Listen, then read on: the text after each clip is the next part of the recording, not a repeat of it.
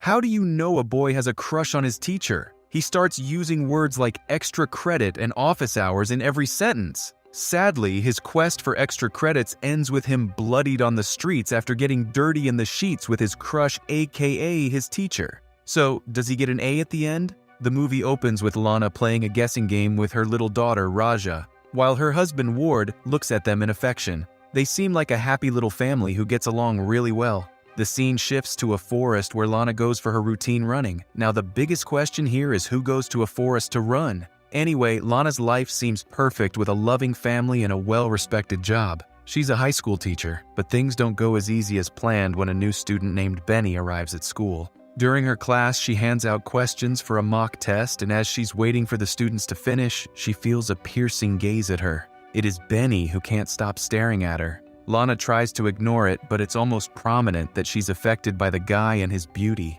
Later that day, when she picks up her daughter from school, she notices Benny walking his dog. Her face is marred with desire as she continues to look at him. "All right, Lana, time to change schools before you fall for a minor. That's not what teachers are for." During one session, while one of her students named Jeremy is giving a presentation, Lana rebukes two girls for being disruptive. When the two students still don't listen to her, she angrily asks them to submit their phones. This pisses one of them off, who gets back at Lana by swearing at her. Lana loses her calm and asks her to repeat what she has said, and the student has the audacity to say it again.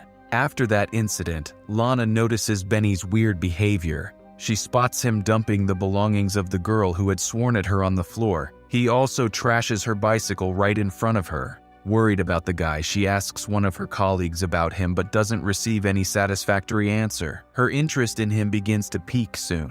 She decides on discussing the matter with Benny itself. She invites him into a vacant classroom and expresses her worry. She advises him that though it might be hard for him to have shifted schools in the middle of the semester, he should try to get along with his peers. Benny laughs it off and in turn asks her what she actually wants from him. When Lana touches his thigh in a gesture of comfort, he takes it otherwise. She pulls her hand away immediately. He also has the audacity to smirk at his teacher. Lana is no better. She seems flustered and the conversation ends abruptly. Her fascination and inappropriate attraction towards Benny don't stop. At home, she checks out his student profile to get some insight into his cryptic behavior, or rather, on him and his attractive nature. She literally cannot seem to get him out of his mind. She's pulled out her thoughts only when Raja asks for dinner. Later, she's seen running in the forest yet again, possibly to clear her mind. There's a zoom in on her face where she almost looks haunted by her inappropriate feelings towards her student. The next day, when all the students leave after class, Lana spots Benny's backpack. She finds his probably sweaty jacket and inhales creepily. She glances around to make sure that no one has witnessed that gross display of attraction. She rushes to the washroom to catch her breath, and lo and behold, there stands the owner of the sweaty jacket. Benny touches her chest, and Lana, who's already all hot and bothered after the jacket sniffing, momentarily gives in to her forbidden desire. She catches herself and asks Benny to forget about the turn of events. "Yes, please do. You're a minor, and this is criminal behavior, Lana." Back at home, she's plagued by the incident in school while her husband sleeps beside her without a clue. The interaction between Benny and Lana doesn't stop though. The next day, during class, Benny keeps staring at her until Lana is forced to meet his eyes. After class, he approaches her in the hallway and asks her to meet him after school. Frustrated, Lana pulls him into a corner and requests him to forget about her as the thing between them is wrong. Well, no kidding, Sherlock. But Benny is not one to handle rejection well. Lana finds the side view mirror of her car smashed. She guesses the identity of the culprit, but what can she do? She proceeds with her day and goes to pick up her daughter as usual. On the way though, she stops in her tracks when she sees a group of guys on the sidewalk, and of course, one of them has to be Benny. Later that day, when her husband inquires about the damaged car, she just lies and says that she has hit a lamppost. Although Ward realizes that she's lying, he doesn't press on the issue as much and calmly invites her to drink her tea. Things take a bad turn for Lana after that. During one of her classes, as she's distributing mock papers, Benny makes some sexual and inappropriate gestures about Lana and the headmistress. Obviously infuriated by the disrespect, she asks him to leave. Either he leaves or she does. As expected, Benny refuses to leave as the entire class hoots and throws stuff at Lana. Feeling humiliated, she leaves the classroom. Later, she runs in the forest to clear her mind but feels someone's eyes on her. As she glances around, there's no one in sight. Back at home, Lana is seen teaching Raja. She gets a phone call, but when she picks up the receiver, she hears some low noise from the opposite end. She hangs up and tries to resume teaching Raja. Annoyingly, she's interrupted once again. This time, she doesn't pick up the call and disconnects the receiver as she knows who's calling. It's the way Lana can't catch a break throughout the entire movie. The next day at school is extremely difficult for Lana. When she sees Benny in class, she turns around and bolts. She just cannot bring herself to face the class, and Benny, after the humiliation, she calls in sick and leaves. Back at home, when Ward asks her about her day, she lies about it and talks about an assessment interview.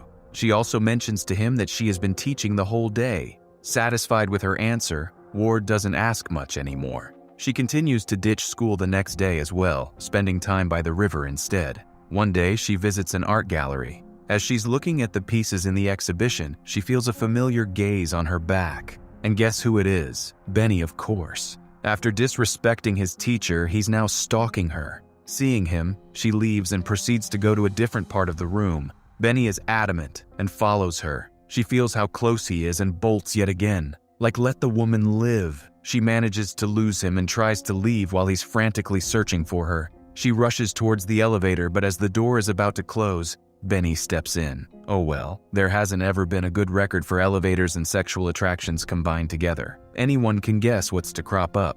Benny requests Lana to come back to school as he misses her. He finally manages to seduce her and puts his desperate hands all over her. He pulls away when she tries to kiss him. The reason is left unclear though, but he satisfies his teacher in various other ways. Lana finally gives in to her temptation, forgetting about morals and, most importantly, the law. Afterwards, Lana sits in her car and stares at her husband and daughter. She's consumed by guilt at what had transpired between her and the minor. Later, she confides in her husband about a dream that has been bothering her. It's summer and her family is swimming. Her husband and Raja are playing with the ball on the beach while she's swimming in the ocean. A force seems to pull Lana down, and no matter how hard she's trying to make her way to the beach, she cannot. She's ultimately pulled underwater where she's struggling to breathe. Unfortunately, she isn't strong enough to stop it. Thus, she somehow reveals to her husband about her infidelity, and bluntly speaking, crime. Lana is seen to be running in the forest once again and only stops when she reaches the lake. She throws a stone at the lake and stirs things up, both literally and metaphorically. Metaphorically, how? Let's find out. Lana's guilt is eating her up, so she finds a way to add to her already lousy behavior. She steals some documents, probably test papers from the teacher's locker, and goes to the cafeteria. There, while Benny is having fun with his friends, completely unaware of what's to follow, Lana quietly slips the document into his jacket. Back at home, thinking that she has gotten rid of him, she spends more intimate time with her husband. In school, Benny is interrogated by the authorities while Lana looks at him with a smile of satisfaction. It's the way she's proud of getting her student expelled through tact. After getting her student expelled, she is seen spending some romantic time with her husband in the lake. While they are fooling around, her husband playfully goes underwater. But Lana starts panicking when he does come up after a short while, but her panic is short-lived when he startles her again. Lana abruptly wakes up from her sleep. As it turns out, it is just a dream. In school, Lana notices Benny's empty seat and gets reminded of him and their time together. It's almost as if she misses his presence. She's pulled out of her thoughts at the sound of the bell. Even after getting the kid expelled, she still cannot seem to get him out of her mind. Later, she takes Raja to the bookstore to find a gift for her friend. Raja gets mad at her mother for not buying anything for her. Annoyed at Raja, Lana rebukes her and walks away, assuming that she's following her. When she looks back, Raja is nowhere to be seen. She tries to search for her in the bookstore and freaks out more and more when she can't. She informs the police, who check the surveillance cameras. Lana freezes when she sees Benny near her daughter, thinking that he might have done something to her. Her worry is cut short when Ward calls her to inform her that Raja is home with him. Still, she cannot shake off the uneasiness that she keeps feeling.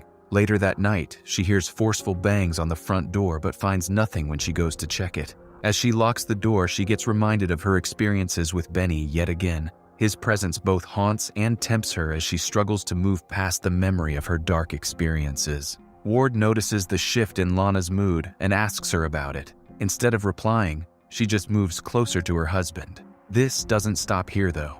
It's now her turn to stalk Benny. She follows him in her car as he's riding his scooter. She keeps following the oblivious Benny, clearly searching for an opening to harm the unaware boy. She abruptly swerves her car at him, forcefully hitting him. After a moment, she comes to a stop. She's breathing heavily, but she looks satisfied. She swiftly opens the door to check the consequences of her actions. Does she kill him? Well, who knows? As if having an inappropriate relationship with a student wasn't enough for her to be a criminal, Lana takes it upon herself to turn into a murderer.